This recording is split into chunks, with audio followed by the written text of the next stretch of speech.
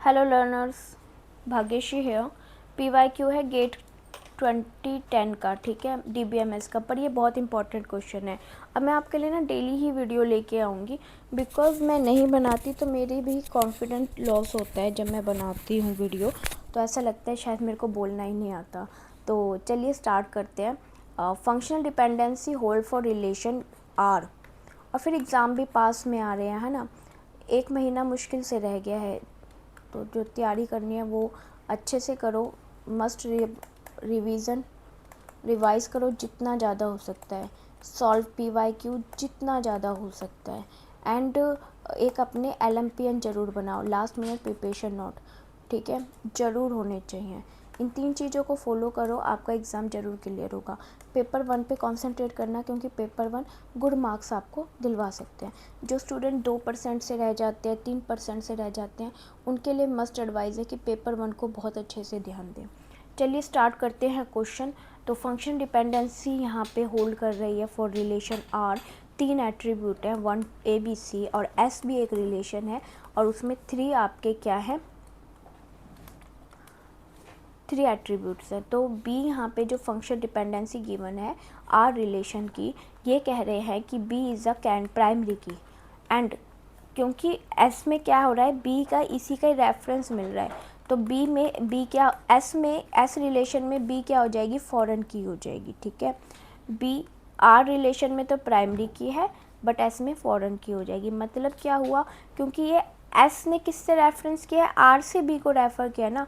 तो यानी अगर मान लो, मैं बड़ा कर देती हूँ रिलेशन,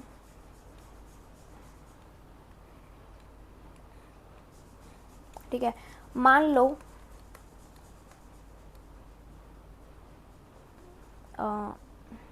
H कर देती हूँ, H और T, ठीक है, ये रिलेशन है।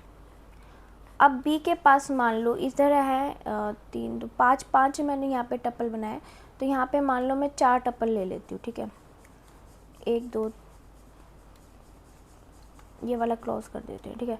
तो यहाँ पे X आ गया, Y आ गया, H आ गया, और एक मैंने F ले लिया।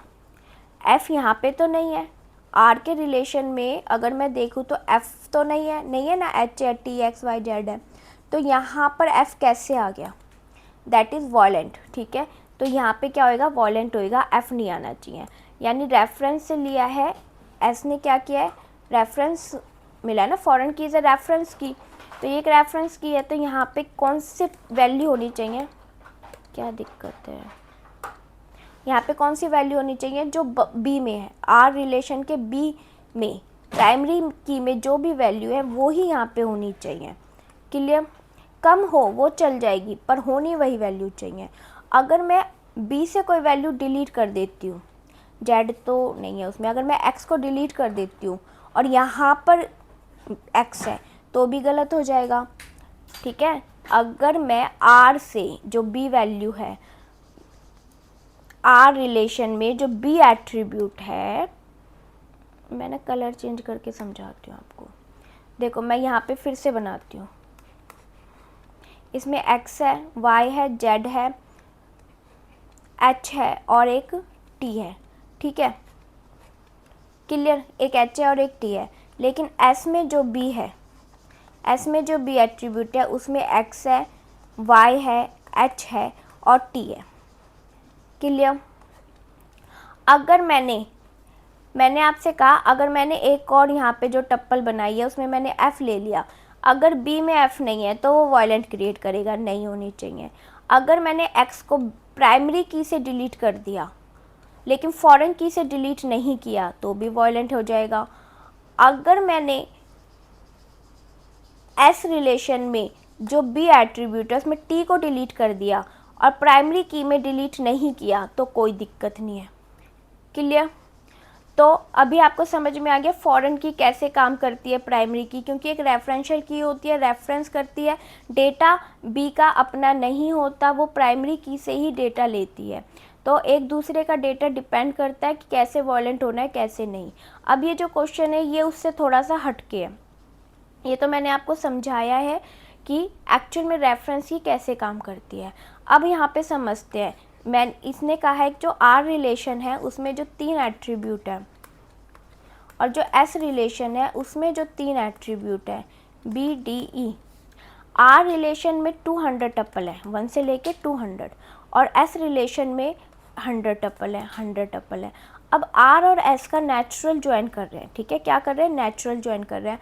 मान लो आर एस नाम से रिलेशन है, ठीक है, आर एस नाम से जो रिलेशन है उसमें जो टप्पल है, ठीक है, वो कौन कौन से आ जाएंगे जब नेचुरल ज्वाइन करेंगे, A B C D E, ठीक है, 5 टप्पल हो जाएंगे, वो 5 एट्रीब्यूट आ जाएंगे, नेचुरल ज्वाइन कर रहे हैं। तो यहाँ पे उन्होंने कहा है मैक्सिमम नंबर ऑफ टप्पल कितने आएंगे, एट्रीब्यूट की बात नहीं कर रहे, टप्पल की बात कर रहे कि टप्पल कितने आ जाएंगे। तो इसके ना नोट्स होते हैं, जैसे नेचुरल ज्वाइन के बारे में पूछा है, कार्टेशियन प्रोडक्ट के बारे में पूछ लिया, आउटर ज्वाइन के बारे में पूछ लिया, फुल आउटर, राइट, लेफ्ट, तो उसमें हम किस तरीके से maximum number of tuple, minimum number of tuple निकालेंगे, तो इसके नोट्स मैं पोस्ट कर दूंगी, जैसे कि मैं डेली कुछ ना कुछ पोस्ट करती हूँ, क्लियर। तो अभी इसको समझते हैं। तो मैक्सिमम नंबर टप्पल अभी जो मैंने समझाया है उसके अकॉर्डिंग कितने होने चाहिए, यहाँ पे ज़्यादा हो रहे चल जाएगा, लेकिन यहाँ पर तो वही होंगे ना जितनी हमें वैल्यू दे रखी है, क्योंकि रेफरेंस की में आपकी मिनिमम वैल्यू चल जाएगी लेकिन मैक्स नहीं चलेगी, है ना। तो यहाँ पे अगर हमें कह रहे हैं कि ज्वाइन करेंगे नेचुरल ज्वाइन, तो मैक्सिमम कितने होने चाहिए, ऑब्वियस है रेफरेंशियल की है जो कि एस से ली गई, एस में रेफरेंशियल की है जो कि आर से ली गई है, तो मैक्सिमम आपके कितने होंगे, 100 होंगे। क्लियर, समझ में आया। अगर पॉइंट क्लियर नहीं होता तो मुझे बता देना, मैं दोबारा वीडियो बना दूंगी और के ऊपर भी बना दूंगी। जैसे तो नेचुरल ज्वाइन था, कार्टेशियन, आउटर, लेफ्ट, सब के बारे में, और मैं इसके नोट्स भी ना जल्दी ही पोस्ट कर दूंगी।